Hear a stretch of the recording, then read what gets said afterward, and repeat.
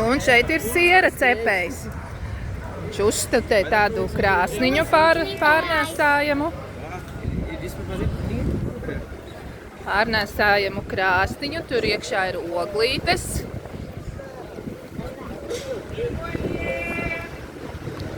Mums aiz muguras sauc saldējumu tirgotājs Mateo tik pie saldējumu. Parādi sev, kāds tev ir saldējums? Zemeņu. Zemeņu saldējums, jā.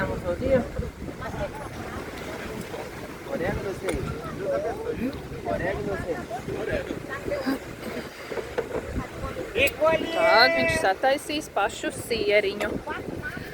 Sieriņš ir uzdurts uz puļķīti, jau sagatavots, un tad var izvēlēties garšvieliņas. Čago izvēlējās tādu garšvielu maisījumu.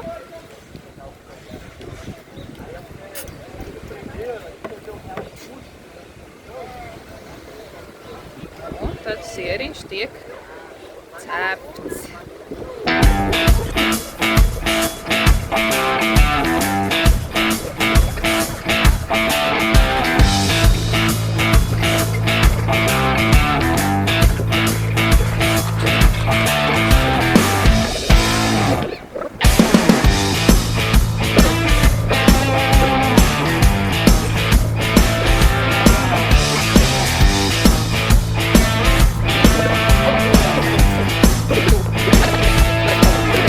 Labi apetit.